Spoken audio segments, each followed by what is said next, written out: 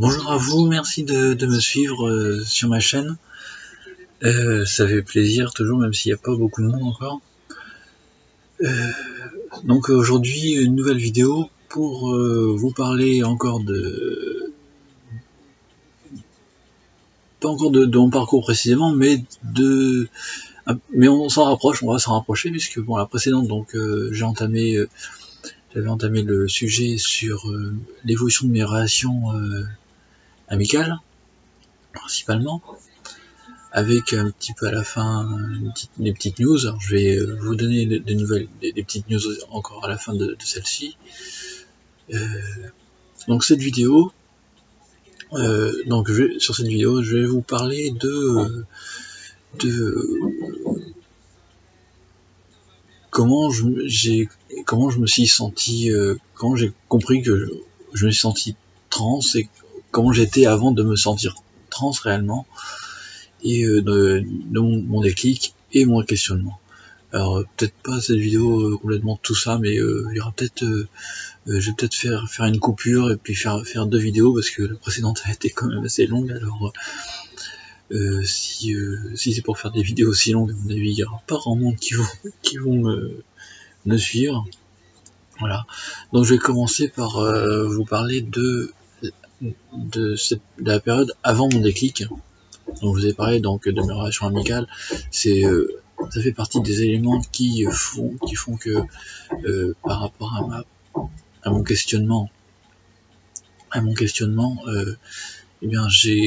qui font partie des éléments qui font que je suis trans, même si c'est pas, je le dis encore une fois, c'est pas systématiquement comme ça non plus. Il n'y a pas un profil type pour être trans, faut bien se le dire. Il y en a toute une diversité, en fait. Je dirais même qu'il y a autant de profils, autant de parcours qu'il y a de trans, tout simplement. C'est très important de le savoir, parce que quand on se pose la question, justement, quand on s'interroge sur soi, sur est-ce qu'on est trans ou pas, on voit des vidéos, on voit des témoignages, mais des témoignages qui vont le plus souvent dans un sens, alors que voilà, oui, il y en a qui sont comme ça, d'accord, mais il y en a qui ont une vie différente, une perception différente de leur vie avant de vraiment se sentir trans et de se reconnaître comme trans. Voilà.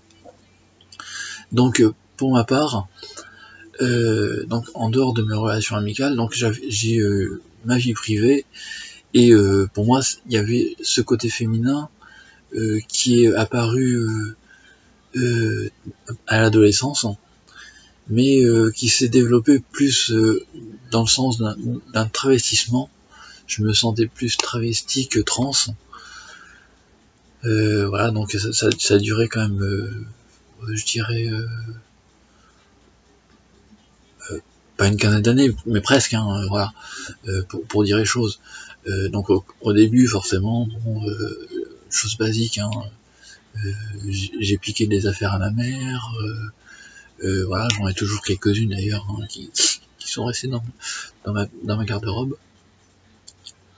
Puis après, à un moment donné, à partir de l'âge de 18 ans, j'ai commencé à m'acheter mes propres tenues, en fait, et à me constituer ma propre garde-robe, mais c'était pas une garde-robe pour tous les jours, en fait. Voilà. C'est la distinction que je fais, c'est que c'était une garde-robe plutôt pour sortir le soir, pour sortir en boîte, enfin voilà, vous comprenez quand même, je pense que vous comprenez, justement. Et il y a eu des moments à partir de là où je me suis interrogé sur comment ça m'est venu, en fait, comment ça m'est venu. Alors maintenant, bon, il y a des éléments en plus qui me sont arrivés, comme tout ce qui est mes relations amicales, et cette plus grande proximité avec les filles qu'avec les garçons. Même si j'ai eu des amis garçons, j'en ai encore aujourd'hui. Mais il y a eu d'autres éléments, comme par exemple la naissance de mon petit frère.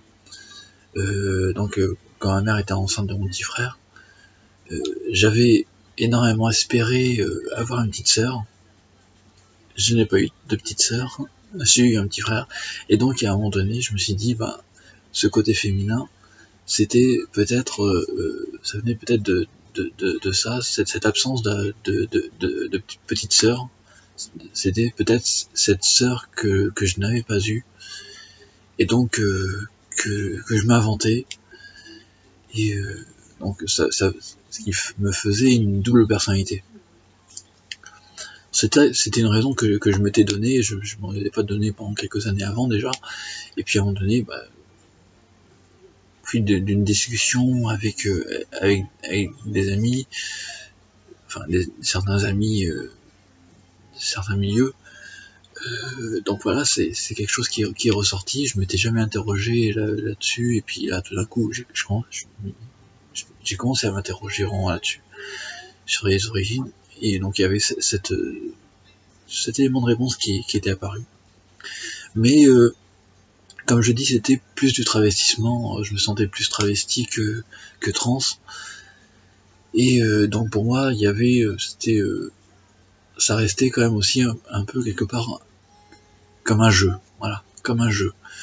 Ça peut être compliqué, difficile à comprendre, mais voilà. Pour moi, c'était un peu un jeu, mais sauf que par la suite, c'est devenu plus qu'un jeu, et puis vraiment, mes questionnements se sont un peu plus poussés, et puis donc à un moment donné, la question n'était pas forcément de savoir d'où ça me venait, parce que bon, j'avais une partie de réponse donc qui me satisfaisait à ce moment-là, mais la question était de savoir, à un moment donné, est-ce que c'est quelque chose qui allait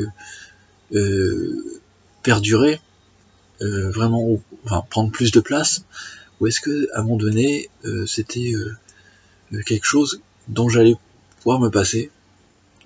Alors ce genre de type de questionnement me venait parce que jusqu'à l'an dernier, je vivais chez ma mère. Je vivais chez ma mère avec mes frères, et donc je me demandais, le jour où j'aurais mon appart, par exemple, j'aurais une vie plus indépendante,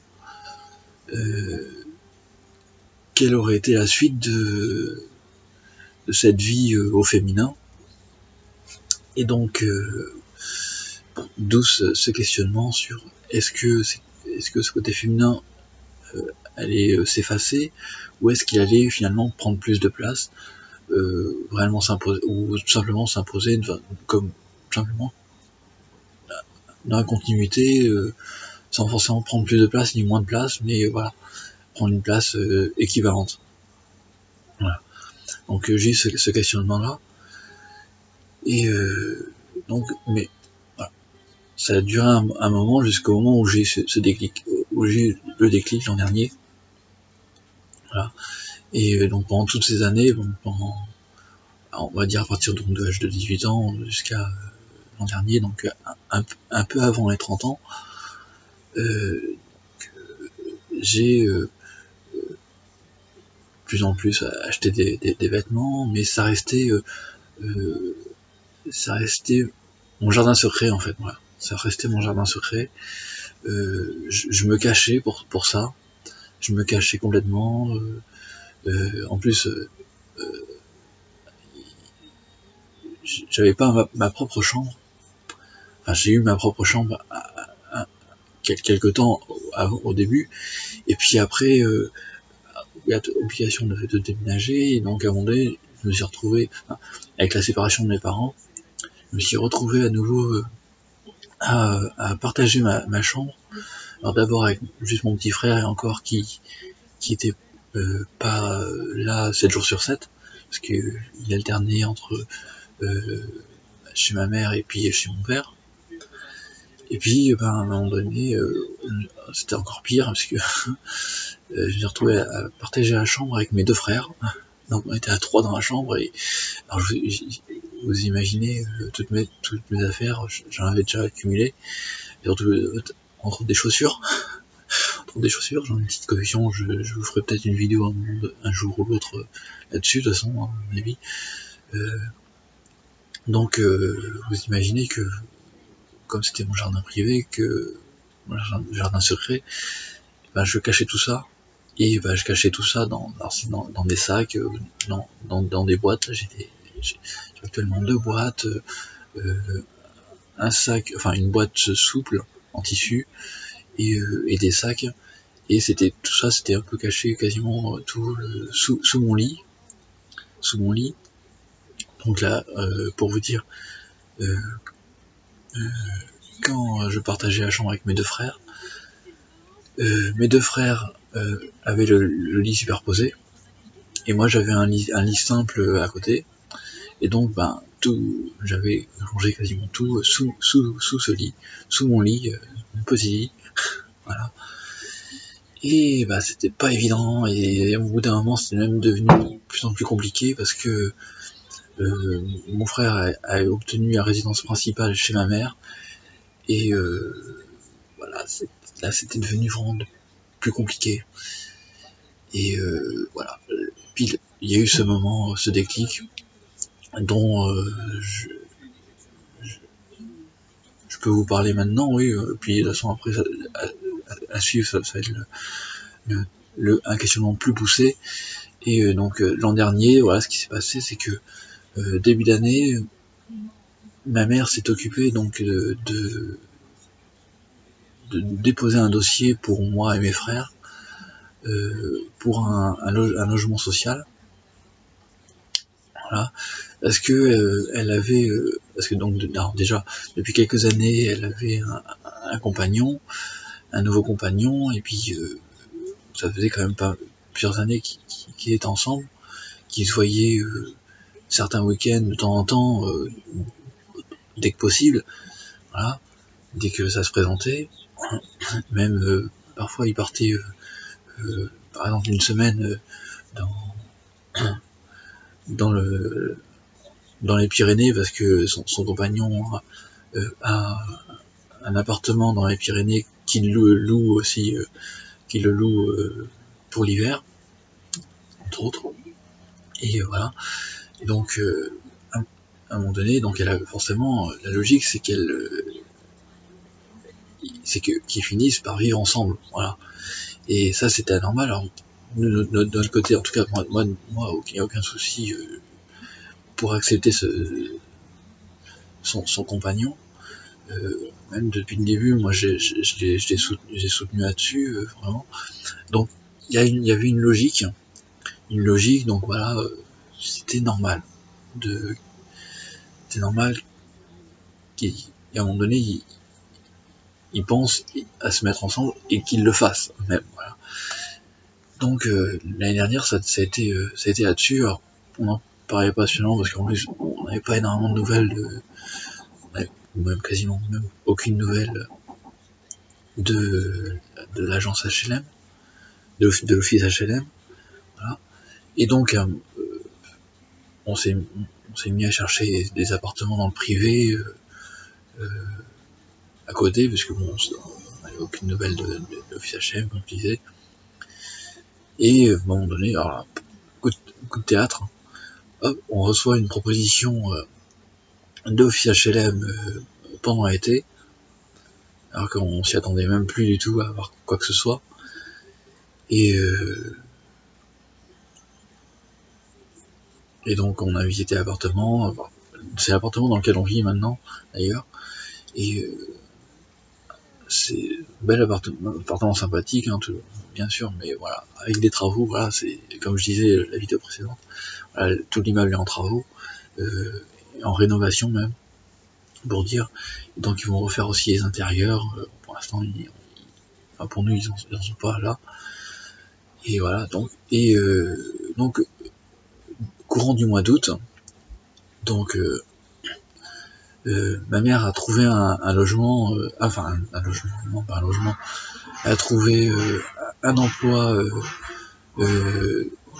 dans le coin où habite son compagnon, parce que c'était la condition sine qua non pour qu'elle parte vivre avec lui, qu'elle ait un un emploi là-bas, parce qu'elle aurait quitté celui qu'elle avait avant. Donc forcément, c'est quand même mieux d'avoir du boulot et d'avoir un salaire en plus de celui de son compagnon. Et donc voilà, à partir du moment où elle avait trouvé son boulot, bah, elle est partie vivre avec lui. On s'est retrouvé seul dans l'appartement où on était avant. Et j'ai pris sa chambre du coup, et je me suis retrouvé donc avec une chambre à moi toute seule. Et enfin. Alors je me suis fait plaisir. Ah, c'était génial. Et c'est là que, au bout de quelques jours, une semaine à peu près, j'ai eu ce déclic. J'ai compris en tout cas. J'ai compris que ce côté féminin, je pouvais pas m'en passer. C'était clair, j'étais certaine que ça allait prendre plus de place encore, sans savoir jusqu'où. Hein. Je me disais pas tout de suite, j'ai pas eu clac, je suis trans. Non, pas du tout. Non, c'est dans la continuité d'avant, continuité du questionnement précédent. C'était donc que voilà, hop, que voilà, ce côté féminin allait perdurer. Et donc à partir de là, ben, je me suis questionné aussi, forcément, puisqu'en même temps, donc depuis 3 ans, ouais, il me semble, 3 ans, j'allais de temps en temps aux réunions du groupe trans d'une association LGBT, ADEOS. Donc les réunions qui se passaient à Saintes, j'habite à La Rochelle, donc les réunions se passaient à Saintes, puisque l'association était basée toujours d'ailleurs, est basée à Saintes. Et donc ces réunions ont été intéressantes parce qu'elles m'ont permis d'en connaître davantage sur la transidentité et sur le parcours, le parcours à la transition des personnes trans, que ce soit MTF ou FTM. Et sans forcément m'amener à m'interroger sur mon parcours à moi. Hein. Voilà. À me dire, je suis trans pareil. Hein. Pour moi, j'étais encore travesti. Hein, voilà. Pour moi, c'était encore clair là-dessus. Hein. Pour l'instant, c'était juste ça. Hein. Voilà. Faut bien se mettre ça à l'idée. Mais ça m'a apporté des choses. Et notamment quelques mois auparavant, donc c'était l'an dernier, donc au mois de juin, il me semble, il y a eu une réunion du groupe trans au mois de juin. Ça faisait un petit moment même ça devait faire 1 an que j'étais pas allé. Et lors de cette réunion, donc il y a une femme trans là que je connaissais depuis le début en fait, enfin depuis le début, depuis que j'avais contacté l'association, qui m'a vraiment incité à ce moment-là à arrêter déjà clairement traitement de testostérone que j'avais depuis 10 ans. Alors presque 10 ans à ce moment-là, mais là ça faisait 10 ans, donc depuis 2008, je crois mars 2008, voilà, suite à une opération que j'avais eu fin de novembre-décembre 2007. Voilà, alors pour expliquer vite fait, voilà, j'étais trans, hein, j'étais pas trans justement encore, je me sentais plutôt donc travesti, donc encore à la base masculin. Pour moi c'était ça, enfin c'est comme ça que je devais être masculin devant la société, et puis ce côté féminin c'était vraiment mon jardin secret, c'était vraiment privé, très très privé même. Voilà. Et donc en 2007, fin 2007, donc j'ai fait une torsion de testicule, voilà, et ça a été mal diagnostiqué en fait, et donc j'ai été obligé de passer salle d'opération. On est donc, enfin, j'ai dû aller aux urgences, et puis après, je suis resté quelques jours à l'hôpital, et pour faire des examens, et à la fin, donc, ils m'ont opéré, et c'est là que, au moment de l'opération, que le chirurgien a compris que j'avais fait une torsion de testicule. Donc une torsion de testicule, c'est le testicule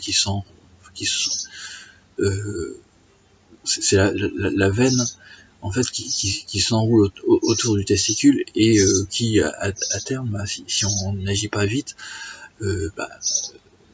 tue le testicule, en fait, hein, en gros, parce que au final le testicule n'est plus alimenté en sang, voilà, et donc il meurt, voilà. Et donc au moment de l'opération, le chirurgien a vu que le testicule était nécrosé, voilà, et donc il l'a retiré, et donc il m'a mis, alors c'était une demande, hein, il m'a posé la question avant l'opération, quand même, au cas où, et par précaution, il y avait pensé.